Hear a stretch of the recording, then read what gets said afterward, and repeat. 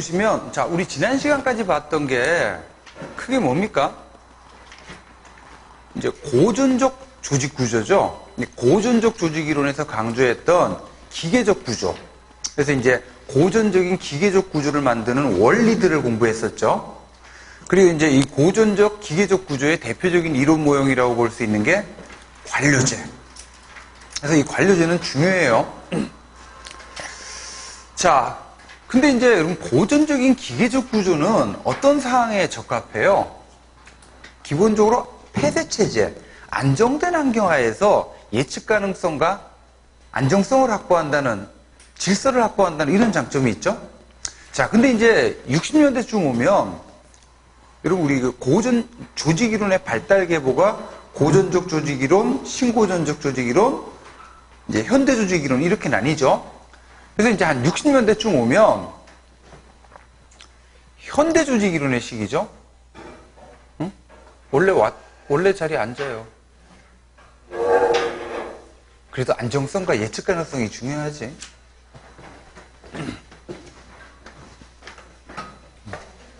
아, 자기들이 원래 여기 아니야? 거기 아니에요. 거기 그 다른 학생 자리잖아. 여기. 그 친구는 여긴가? 응.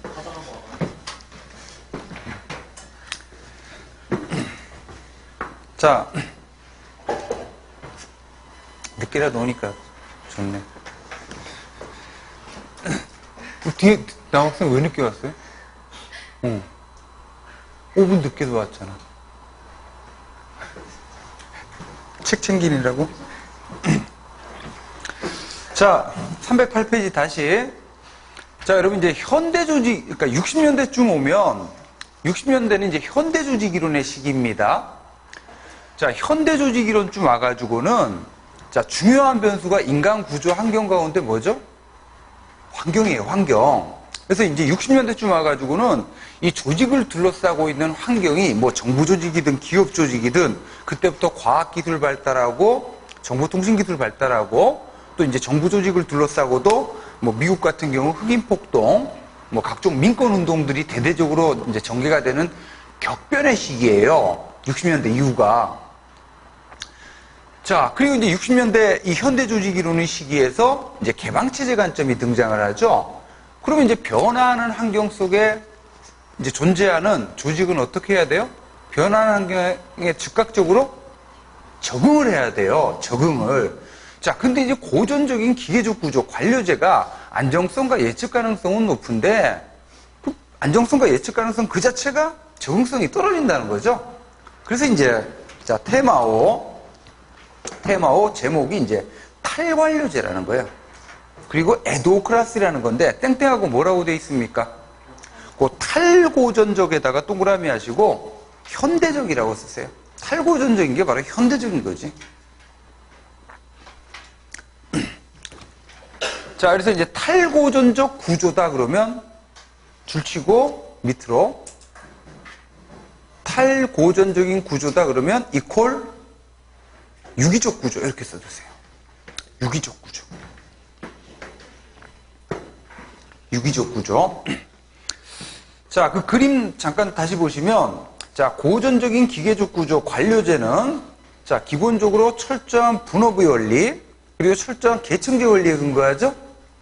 자, 그러다 보니까 방금 봤다시피 안정성과 예측 가능성은 높은데 60년대쯤 이제 변화하는 환경이나 고객들이 다양한 요구에 잘 적응을 못하더라. 이런 문제가 발생하더라는 거예요. 이런 문제를 극복하기 위해서는 고전적 기계적 구조를 완전히 포기하는 바로 이제 대안으로 등장하는 개념이 이제 탈관료제라는 개념이야.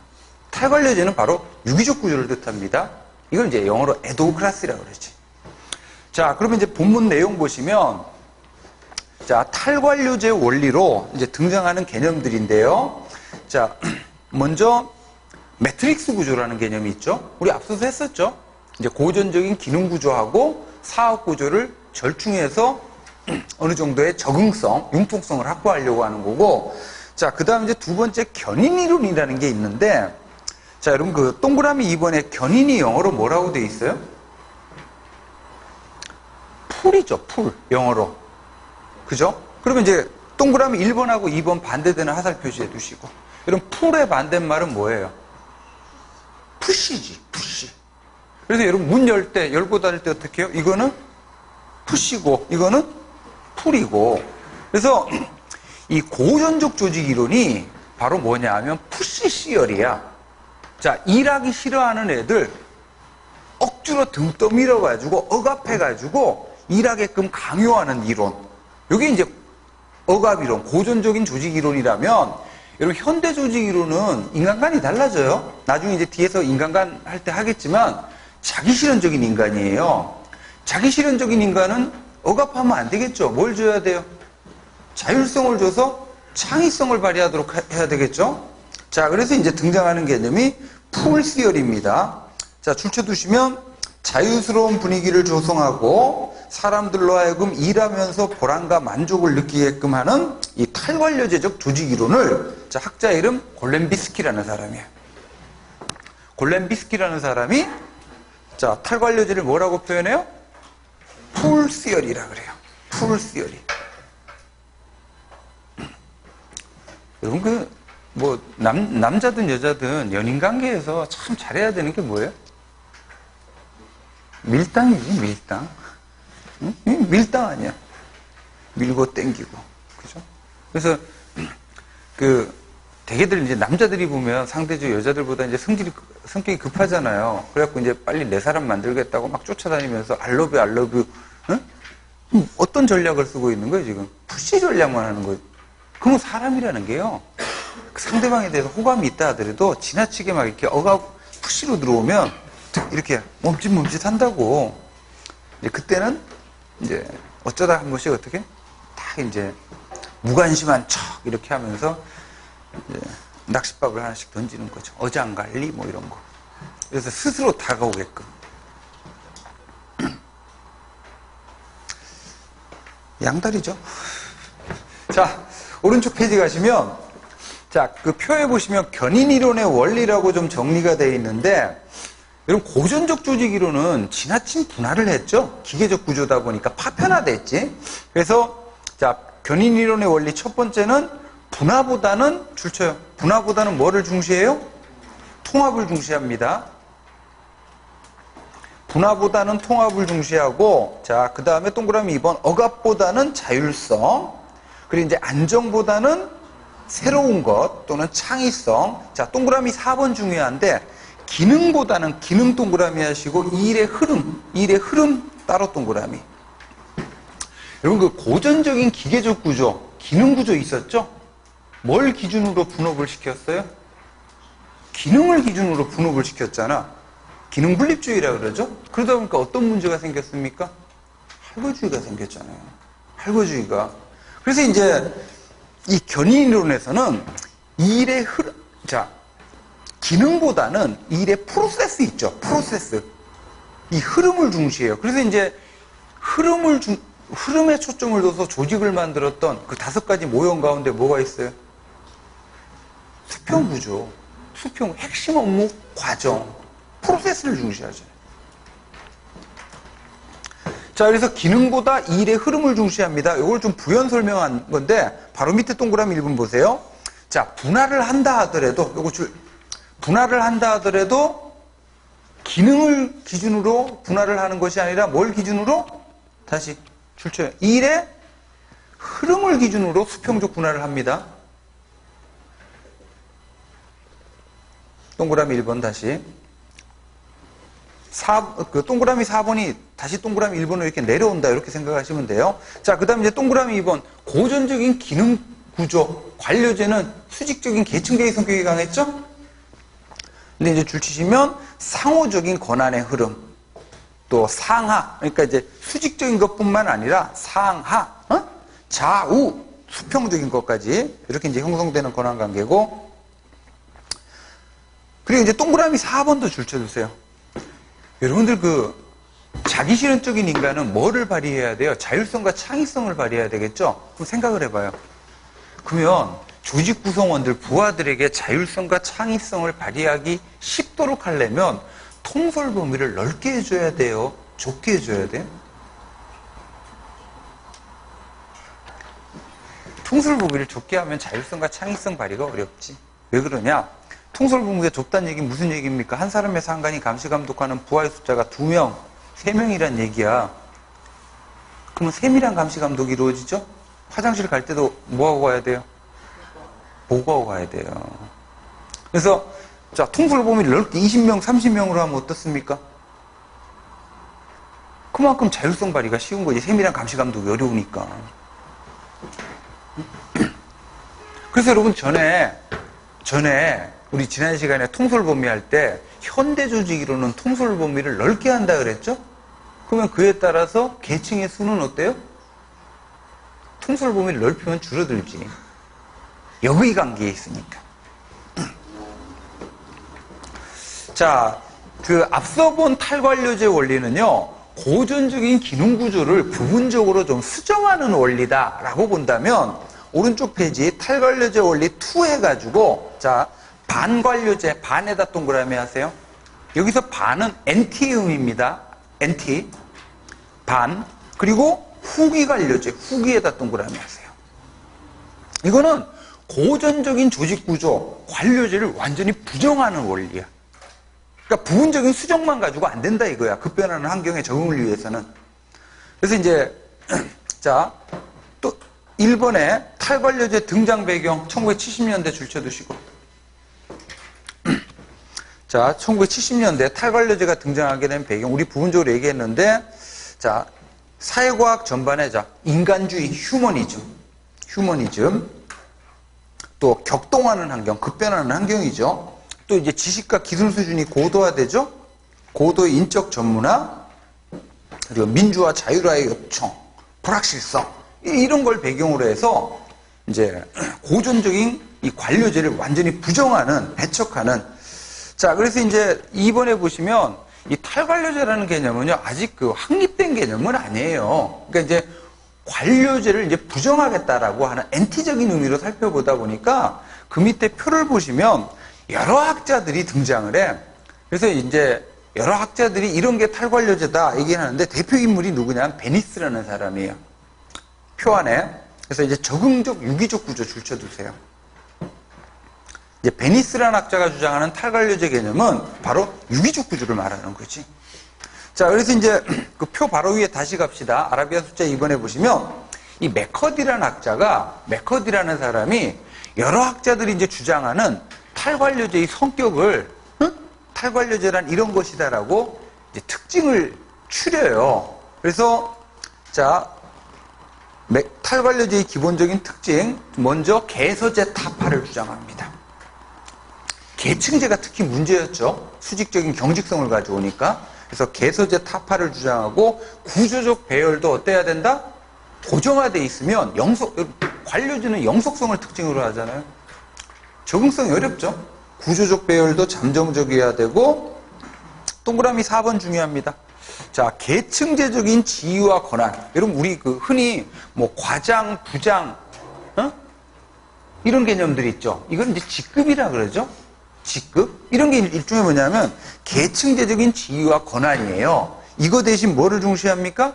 임무와 능력을 중시해요. 그래서 우리 앞서서 팀제에서는 계층제적인 지위와 권한이 높은 사람이 팀장하는 게 아니라 그랬죠? 능력 있는 사람이 팀장을 해요. 신입사원이라더라도. 그래서 여러분들 이따금씩 뉴스 같은 거 보는지 모르겠는데 경제 경영 이런 이제 관련 뉴스 이렇게 보다 보면 이 삼성전자에서 직급을 파괴했다는 이런 뉴스 이따금씩 나오거든요. 그래서 과거에는 뭐 부장, 과장 이런 게 있었는데 그냥 그 뒤에 따라 붙는 과장, 부장이라는 이름들 다 없애는 거죠.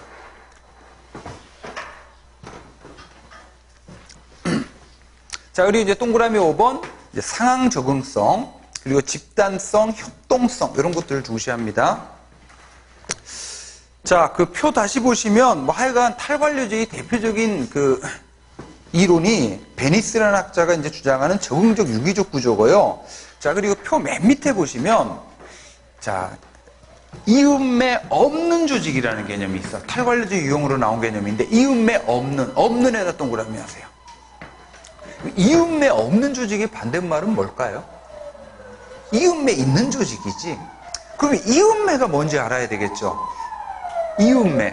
이음매가 뭐냐면 이거야. 이 옷에 이 솔기 있죠. 이게 이음매라고. 그럼 여러분 이 옷 이거 셔츠 어떻게 만들었어요? 앞판 따로, 등판 따로, L이 따로, 소매 따로 만든 다음에 어떻게 갖다 붙인 거지. 그러니까 이음매가 이렇게 존재하잖아. 그러니까 고전적 조직 이론이 바로 이음매 있는 조직이에요. 그러니까 고전적 조직 이론이 이런 거죠. 분업에 의해서 쪼갰죠? 그죠? 그리고 계층제로 쪼갰죠? 그런 다음에 갖다 붙인 거라고. 그러니까 이런 사이사이에 뭐가 존재해요? 이음매가 존재하는 거지. 이음매. 그러다 보니까, 자, 예를 들어 부서가 나눠져 있거든요. A부서, B부서. 그럼 A부서는 어떤 일만 해요? 자기한테 주어진 일만 하는 거고, B는 자기한테 또 주어진 기능만 수행을 하는 거지. 그래서 예를 들어가지고, 이게 참, 여러분이 공무원이 되면 딱 이렇게 되는데, 예를 들어 제가 파주시에서 공장을 설립한다. 공장을 지어가지고 공장을 운영하려고 해요. 그럼 파주시청에 가가지고 인허가를 받아야 되죠? 그럼 먼저 어떻게 하냐면, 공장 짓는 토지에다가 건축물을 지을 수 있도록 토지가 가가지고 토지 형질 변경을 받아야 돼요. 그 다음에 어떻게 해야 돼요? 공장 건축물이니까 건축가 가지고 또 건축허가 받아야 되고, 공장은 상업시설이죠? 그러니까 산업경제가 가지고 또 뭐 영업허 같은 거 이런 걸 받아야 된다고. 이 지금 딸랑 공장 하나 운영하는 건데, 이 부서 고객이 찾아다녀야 되잖아요. 이게 왜 이런 현상이 생기는 겁니까? 쪼개져 있기 때문에 이런 현상이 생긴 거거든. 그럼 이음매 없는 조직이란 바로 뭐냐? 공장 설립과 관련해가지고 필요한 모든 기능적 직위들이 그냥 하나로 통합되어 있는 거예요. 그래서 고객에게 온전하게 그냥 모든 서비스를 통합해서 제공하는. 그러려면 이 부서들 간에 뭐가 경계가, 이음매가 타파돼야 되죠. 그래서 여러분들 뭐 들어본 얘기겠지만 원스톱 서비스 이런 말 나오죠? 자기가 원하는 그 행정 업무를 처리하기 위해서 한 군데 가서 다 처리를 하는 거지. 자, 이음매 없는 조직, 린덴이라는 학자 체크해 두시고. 린덴. 자, 출신부분 보시면, 자, 고전적인 관료제 구조가 분업과 전문화, 계층제, 개인별 책임에 의해서 뭐 된 겁니까? 쪼개진 거지. 프래그먼티드. 분할된 조직이에요. 이거와 대조되는 총체적이고 유기적으로 구성된, 이게 바로 seamless, 이음매가 없는 조직이죠. 그래서 세 번째 줄, 조직 구성원들은 고객에게 보다 온전한 서비스를 제공하기 위해서, 자, 그러기 위해서는 기계의 부속품과 같은 파편화된 기능만 수행하면 안 되죠. 그래서 일반 능력가주의적이고 복수기술적인 직무를 수행하고 기능별 조직 단위별로 조각난 업무를 경계가 없는 네트워크, 여러분 네트워크에다 동그라미 하시고 거기다가 IT라고 써주세요. 정보통신기술.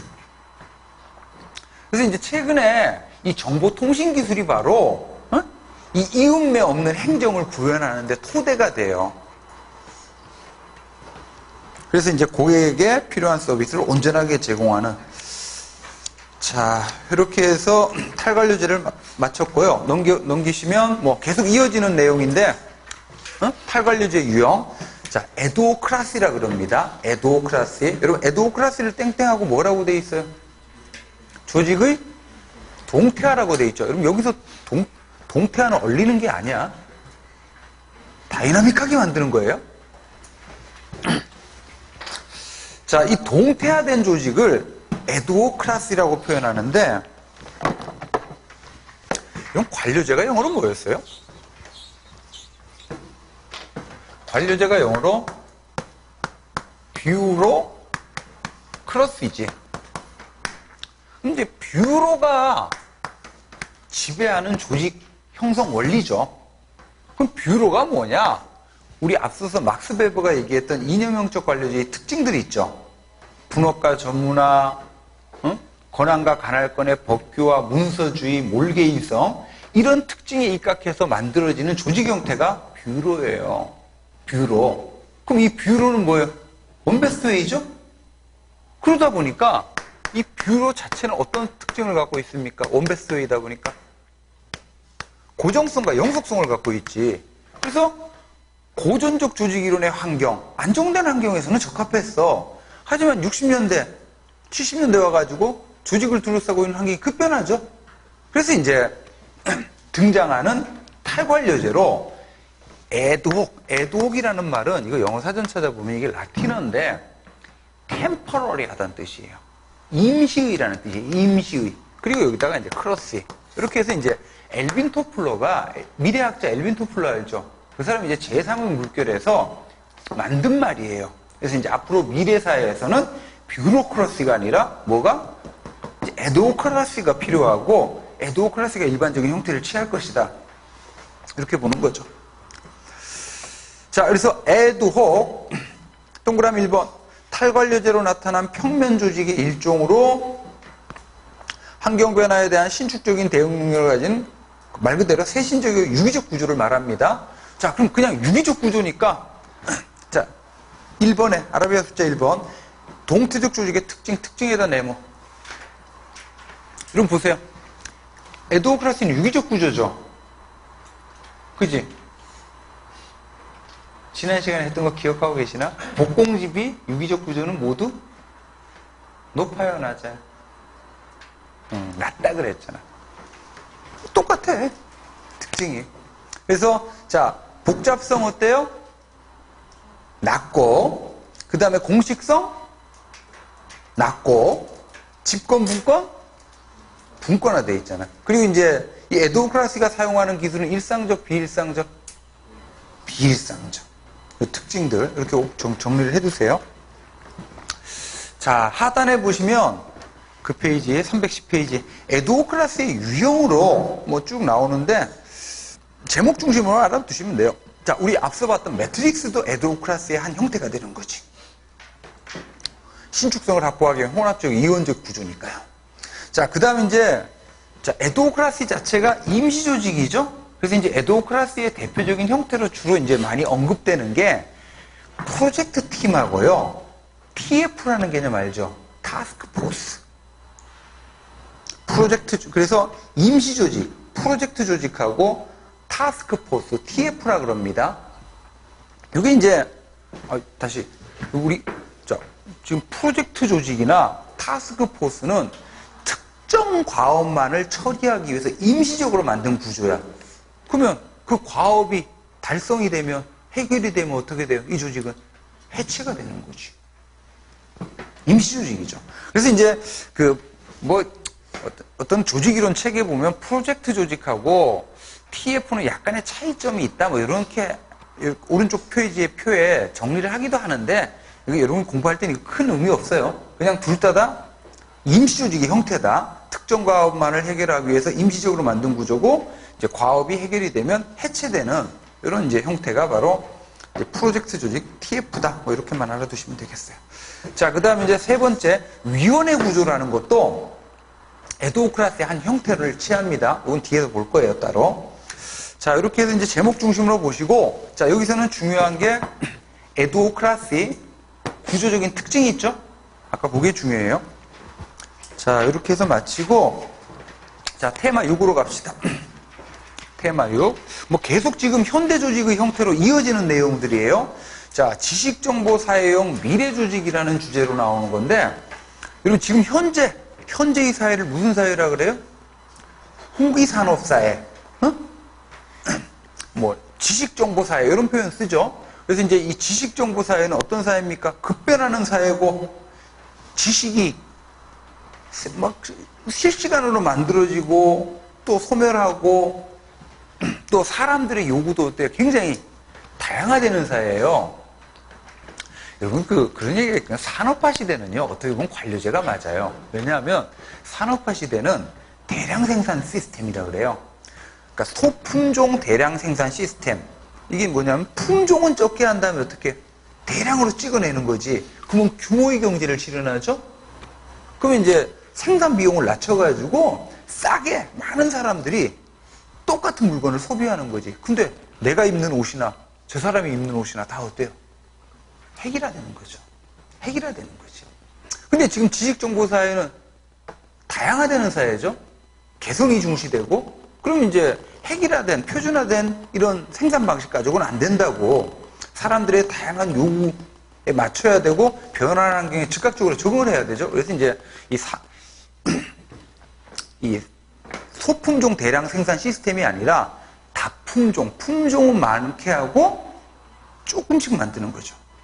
그래서 예전에 제가 대학 다닐 때만 하더라도 뭐 예를 들어 아르바이트 해가지고 옷을 한 벌 딱 사 입었다. 그래갖고 이제 학교 딱 가죠. 새 옷 입었으니까.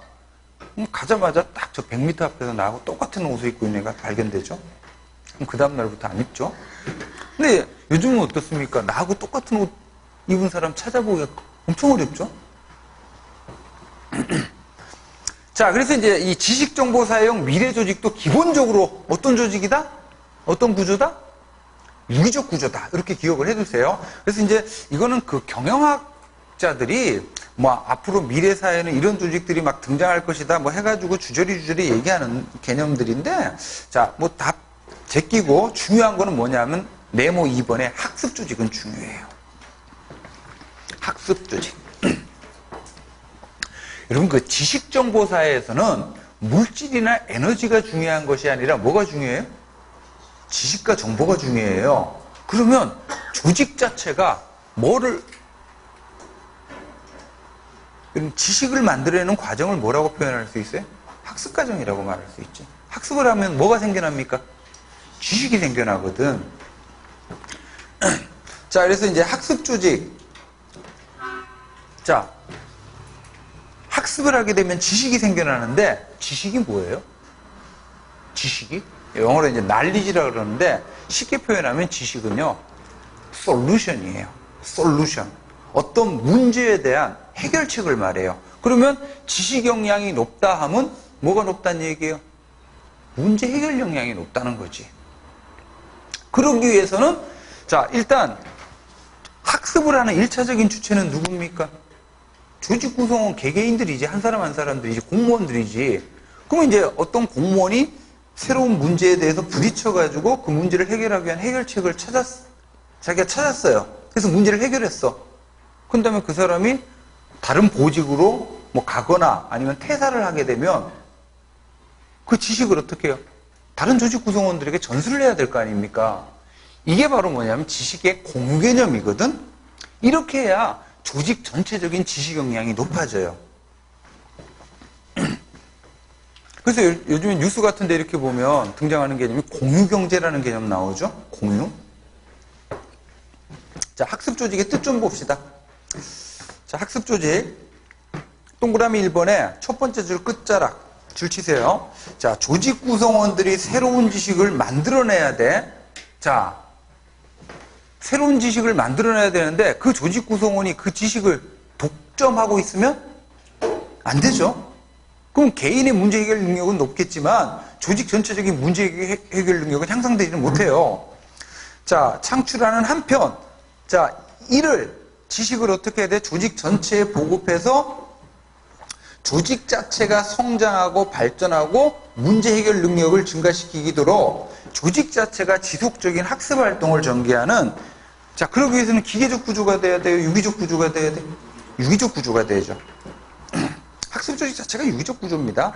자, 동그라미 2번 보시면 두 번째 줄 끝자락에 이런 관료제가 추구했던 가치는 기본적으로 뭐예요? 안정성, 효율성이에요. 효율성. 비용 낮추는 거 아까 얘기했다시피. 자, 근데 학습 조직은 이게 중요한 게 아니지. 방금 봤다시피 문제 해결 능력을 중시해요. 그러기 위해서는 고도의 창의성과 도전 뭐 이런 것들을 갖춰야 되겠지. 자, 아라비아 숫자 2번에요. 자, 학습 조직이 되기 위한 조건인데, 자, 피터 생게라는 학자가 있어요. 피터 생게. 사람 이름이 생게야. 쎄, 아주. 자, 생게라는 사람이 학습 조직이 되기 위한 5가지 조건을 제시하거든요.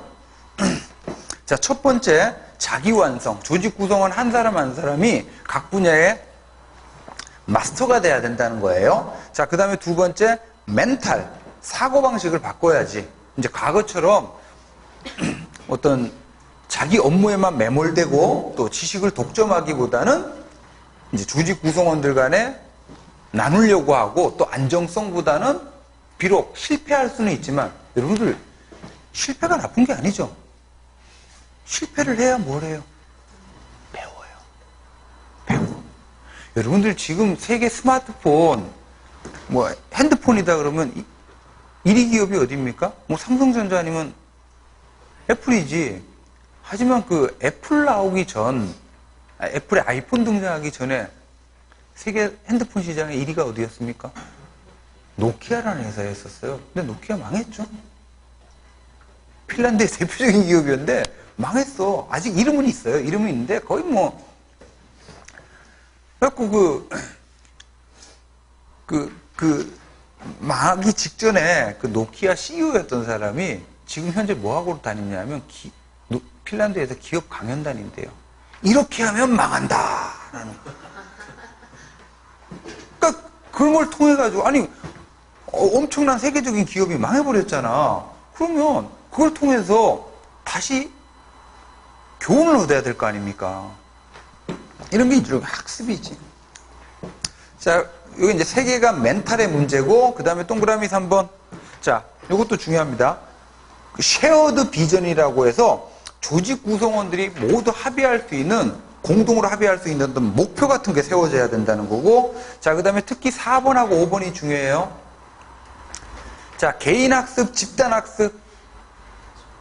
집단학습이 이루어져야 돼요. 그리고 개체적인 사고가 아니라 조직 전체가 엮여져 있다라고 하는 시스템적인 사고가 이루어져야 되고. 자, 그래서 그 아라비아 숫자 3번에 보시면 뭐 학습 조직이 계속 특징이라고 나오는데, 자, 동그라미 2번 줄쳐져 있죠. 조직 구성원 한 사람 한 사람에게 당연히 권한이 부여되어 있어야 도전을 할 거고, 성공하든 실패하든 경험을 하게 되고 뭔가를 배우게 되는 거지. 그 다음에 동그라미 4번 더 중요해요. 자, 다시 한번. 부분보다는 전체를 중시해요. 그리고 부서 간의 경계가 많으면 자꾸 뭐 생기죠? 할거주의 생기죠? 그리고 할거주의가 생기면 우리 부서가 갖고 있는 지식을 다른 부서하고 공유하려고 해? 안 하려고 해? 안 하려고 해요. 독점하려고 해요. 그래서 부서 간의 경계를 최소화하고 조직 전체의 공동체 정신을 강조하는 이제 강한 조직 문화, 뭐 이런 것들. 자, 그 다음 4번 보시면, 자, 학습 조직은 지식 창출을 원활히 하는 조직이죠? 그래서 이제, 이건 굉장히 유명한 개념인데, 노나카와 타쿠치, 이렇게 알아두세요. 노나카, 타쿠치. 일본 학자인데, 이 노나카와 타쿠치라는 학자가 지식의 유형을 둘로 나뉘어요. 동그라미 2번 형광펜. 형식지라는 거하고 암묵지라는 걸로. 형식지, 암묵지. 뭐 언어 하나, 객관 하나가 용이한 지식을 형식지라 그러고요. 개인의 머릿속에만 있는 그 사람만이 갖고 있는 고유한 노하우, 문제 해결의 어떤 노하우 같은 거 있죠. 이거는 뭐라 그래? 암묵지라 그래. 저번에 EBS 이렇게 봤더니 제가 잘 보는 프로가 EBS예요. EBS가 이게 좋아. 저희 집은 그 케이블이 안 나와요. 돈이 없어가지고 딱 공중파 4개만 봐. MBC, KBS, EBS, SBS. 근데 EBS가 좋아. 그래갖고 보니까 이 프로 사이사이마다 어떤 뭐 지식 같은 거 이렇게 전달하는 그런 코너가 있거든요. 한 분은 봤더니 암묵지, 형식지 이거에 대해서 간단하게 쭉, 또 한 번은 또 봤더니 공유지, 비극에 대해서 쭉 설명하고 그런 게 여기 나던데. 자, 그래서 요건 뭐 기본 개념이에요. 상식 개념이니까. 형식지, 암묵지. 요건 뒤에서 언제 또 나오냐 하면 우리 전자정부라는 걸 할 거거든요. 행정개혁 일환으로 등장하는. 그때 이제 한 번 더 다룰 거예요. 형식지, 암묵지는. 자, 요 정도 보시면 되겠습니다. 나머지는 쭉 그냥 여러분들이 그냥 좀 읽으세요. 그래서 314페이지 보시면, 자, 네모 3번에 기타 새로운 조직이다 해가지고 나오는데, 그리고 지금 큰 개념이 지금 뭐죠? 지식정보사용 미래조직이죠. 그래서 이제 이 경영학자들이 막 주저리 이런 조직들이 이제 등장할 것이다 이렇게 얘기를 하는데, 이거보다는, 자, 네모 3번에 기타 새로운 조직 하살표 다음에, 자, 지식정보사용 미래조직은 특징, 자, 뭐가 중요해? 신축성하고 유연성이 중요해요. 신축성과 유연성이라는 단어 체크하시고. 자, 이 신축성과 유연성을 극대화하는 게 중요한데, 자, 그러기 위해서는 요 개념, 조직이 수직화, 수평화. 수평화돼야 돼요. 그래서 수평화 줄치고 위에다가 수직화 X 이렇게 하세요. 시험 문제 많이 나옵니다.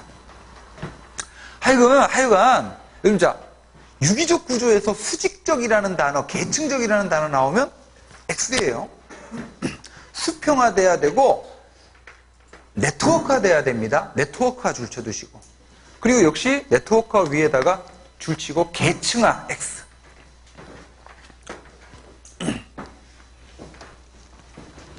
자, 신축성과 유연성을 키우는 게 중요하고, 그러기 위해서는 조직이 수평화, 네트워크화 돼야 돼요. 자, 그래서 이제 등장하는 개념으로 뭐 가상조직이라는 개념이 있어요. 뭐 이런 거 있다는 것만 좀 알아두세요. 가상조직. 뭐 사이버 스페이스에 존재하는, 뭐 예를 들어 뭐 교보문고다 그러면 물리적인 실체가 있죠. 예스24 물리적인 실체가 없잖아요. 이런 게 이제 가상조직의 형태고, 그 다음에 이제 클로버 조직이라는 개념이 있어. 클로버 조직. 그럼 클로버는 잎허리가 몇 개입니까? 클로버. 3개지. 4개는 돌연변이고. 그래서 이제 잎허리가 이렇게 3개죠. 응? 누가 이렇게 했더니 사랑의 열매라고 그랬어. 클로버 잎. 그래서 이제 앞으로 미래 조직이요. 마치, 자, 이 클로버 3개의 구성 부분인데, 첫 번째 조직의 핵심 인력, 그 다음에 두 번째 임시직, 계약직, 그 다음에 용역직, 파견 근로자 있죠? 지금 현재 이렇게 돼가고 있잖아요. 그래서 이제 찰스 핸디라는 경영학자가 앞으로 이제 미래 조직은 요 클로버 3엽 조직의 형태로 이제 변할 것이다. 자, 이게 또 클로버 조직인데, 영어로는 클로버 조직인데, 참 이게 그 경영학자들이 이렇게 번역을 하는 과정에서, 여러분, 이 클로버를 누가 좋아라, 동물 가운데 이 클로버 잘 먹는 동물이 뭐가 있어요? 토끼. 그래서 뭐 토끼풀 조직. 아이고, 참. 이렇게도 번역을 너무 의역을 했죠. 자, 이렇게 보시고, 자, 315페이지, 나머지는 보시고, 315페이지 갑시다. 자, 조직 구조와 관련된 좀 지엽적인 내용들이에요. 자, 우리가 지금까지 한 게 중요한 거야. 그리고 이제부터는 좀 단답식 형식인데, 자, 소주제별로 보면 먼저 공식 조직, 비공식 조직이 있어요.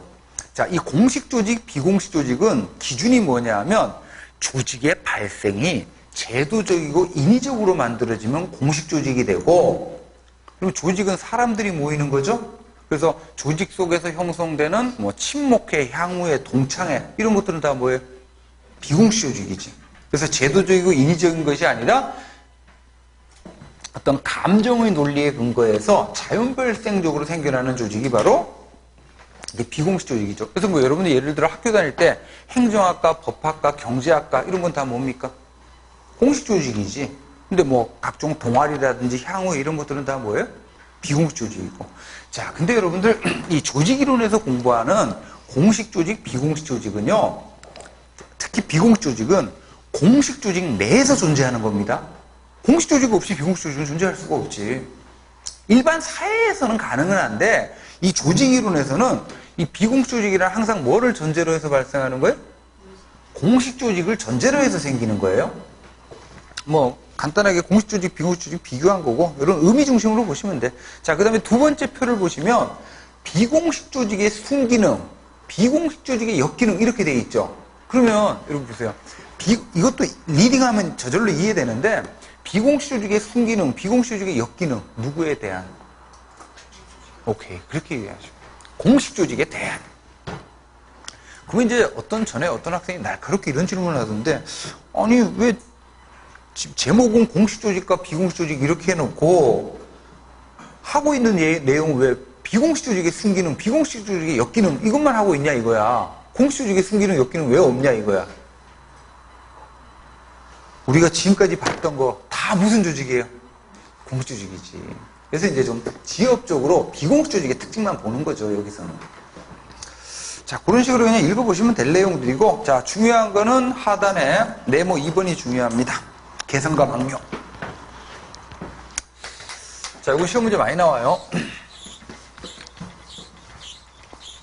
우리 지난 시간에 공부했던 계층제 다시 한번 그려볼게요.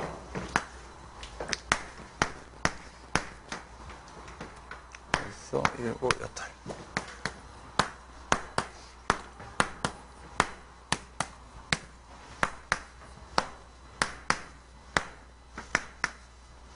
이 계층제죠. 이런 계층제의 근간 이미 한번 했었는데 계층제의 근간이라고 볼 수 있는 게 이게 바로 뭐예요? G 보고 라인이죠. 노란색 선. 그죠? 이렇게 계층제의 근간이라고 볼 수 있는 G 보고 라인, 이 노란색 선상에 위치되어 있는 단위들 있죠? 얘네들을 다 뭐라고 하냐면 개선 조직이라 그래요. 개선. 영어로 이제 라인이라 그럽니다. 라인. 여기서 라인은 명령계통을 생각하시면 돼. 자, 이 라인이라는 개념이 있으면, 개선 조직이라는 개념이 있으면 대응되는 개념이 뭐냐면 참모라는 개념이에요. 참모. 참모라고도 하고 망뇨라고도 하는데 얘는 영어로 라인이 아니라 스태프라 그래요. 자, 참모, 망뇨는 뭐냐면 계층제의 명령계통 속에 개입하지 않아요. 명령계통에 개입하지 않아요. 그래서 계층제 아예 바깥에 주로 이제 최고관리자 이렇게 직속이 돼가지고 이제 어떤 해당 분야의 전문가들이거든요. 그래서 이제 자기가 갖고 있는 전문성이나 지식을 토대로 해가지고 이 개선 조직이 조직의 1차적인 목표를 잘 달성하도록 조언하고 자문하고 공고하는 역할. 이걸 참모 또는 망뇨라 그래요. 저거 생각하시면 돼요. 대통령 비서실. 그럼 대통령 비서실을 보좌기관이라 그러거든요. 누구를 보좌하는 거예요? 대통령, 계층제의 최고관리자인 대통령이 혼자 정부 모든 부처, 모든 공무원을 통솔을 한다는 게 사실상 불가능하지. 자, 그러면 여기 잠깐 보세요. 조직의 목적 달성에 직접적으로 기여하는 존재. 개선이야, 망뇨야? 개선이죠. 그죠? 그럼 망뇨는 무슨 역할을 해요? 개선 조직이 조직의 1차적인 목적을 잘 달성하도록 누구를 도와주는 역할을 하는 거야? 개선 조직을 도와주는 역할을 하는 게 참모예요. 자, 두 번째. 조직의 명령권과 집행권을 행사하는 존재. 개선이지. 참모는 명령권, 집행권이 없어요. 단지 뭐만 해요? 조언하고 자문하는 역할만 하는 거지. 여러분 정확하게 다시요. 예를 들어 청와대에 있는 민정수석 비서관이다. 그러면 법무부나 검찰, 경찰 업무와 관련해서 대통령을 보좌하는 역할을 하는 거지. 예를 들어 청와대 민정수석 비서관이 경찰청장 불러놓다 놓고 개별적인 사건에 대해서 일방적으로 명령하고 지시해야 못해. 못하는 거죠. 이건 계층제의 명령계통에 어긋나요.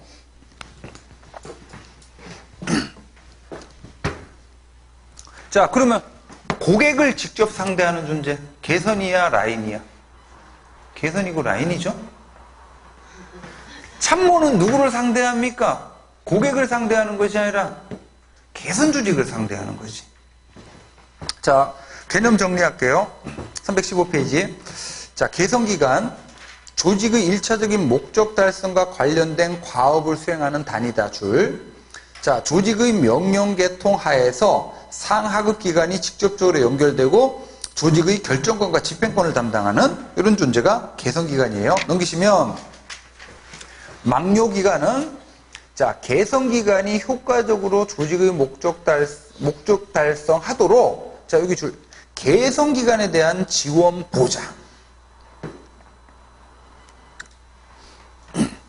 자, 여러분 이제 이게 망뇨인데 이 망뇨를요 다시 표에 자 플러스 심화해 보시면 보조형 망뇨하고 자문형 망뇨는 아니거든요.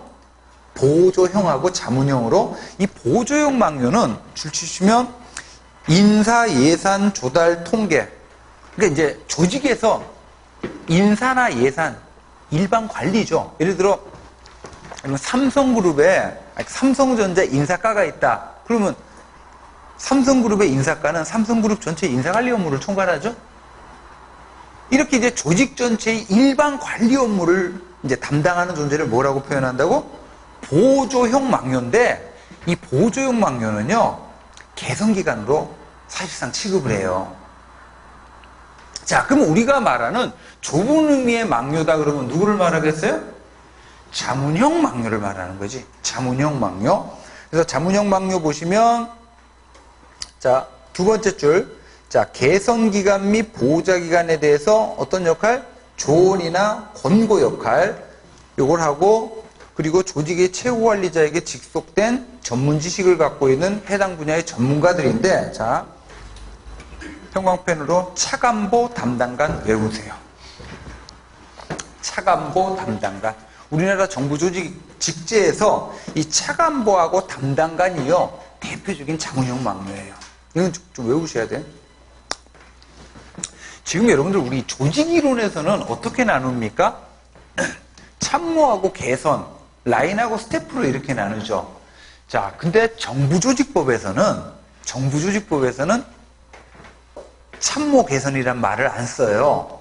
자, 그러면 이제 바로 밑에 내용각 쪽은 좀 중요한데, 까맣게 1번.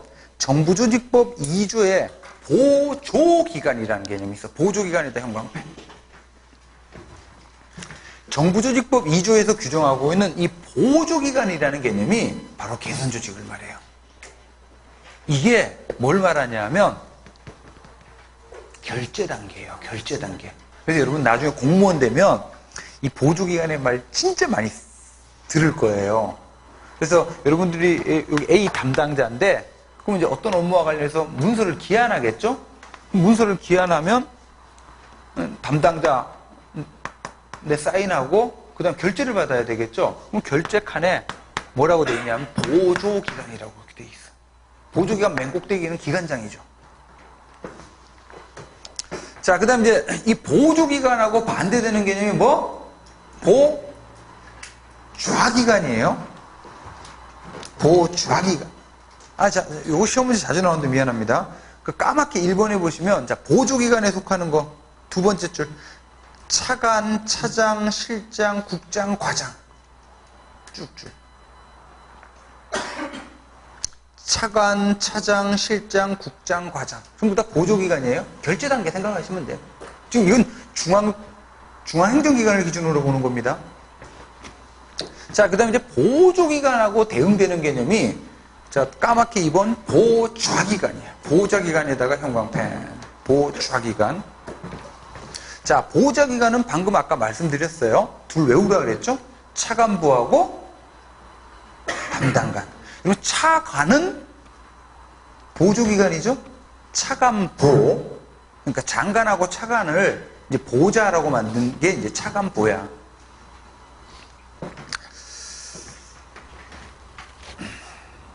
자, 오른쪽 페이지 개선하고 막료의 장단점을 좀 비교했는데 장점만 좀 볼게요. 장점만. 개선조직법 먼저 봅시다. 오른쪽 페이지. 자, 개선조직 동그라미 1번. 이건 자주 나와요. 명확한 권한 책임 관계다. 체크해 두시고. 명확한 책임 관계. 그러니까 조직의 명령계통 속에 존재하다 보니까 권한과 책임 관계가 명확해지죠.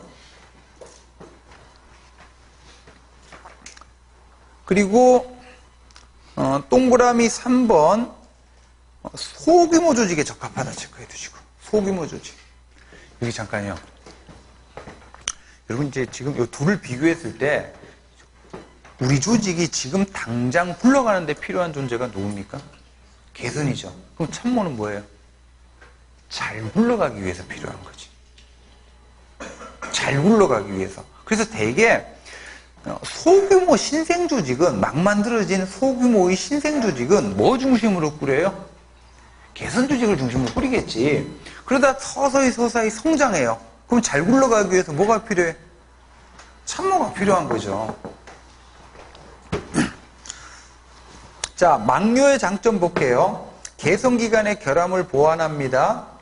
자, 그리고 막료의 보좌를 받아서 조직을 통솔하니까 기관장의 통솔 범위가 넓어지겠죠. 그리고 이제 동그라미 3번 개성기관 간의 업무 조정, 수평적인 업무 조정을 용이하게 하죠. 그래서 예를 들어 검찰하고 경찰 간의 수사권 문제를 청와대 민정수석이 대신 이제 법적 구속력은 없죠. 조언이나 자문이라는 형식으로 업무 조정을 할 수가 있지. 그리고 동그라미 5번 체크하세요. 조직의 신축성과 동태성을 확보한다.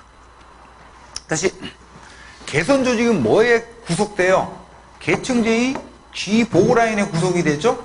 하지만 막류는 뭡니까? 법적 구속력은 없지만 조언 자문이라는 형식으로 바로바로 의사전달을 가능하게 하죠. 그래서 조직의 신축성과 동태성을 확보해요. 자, 그래서 이제 나오는 개념이 그 페이지 맨 밑에 행정농도라는 개념이 나오는데, 자, 이게 행정농도예요.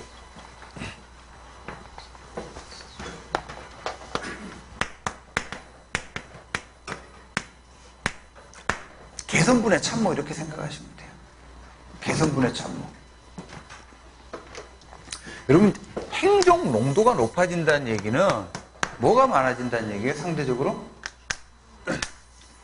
막류의 비중이 커진다는 얘기죠? 그죠? 행정농도가 높아진다는 얘기는? 뜻 알아두시고.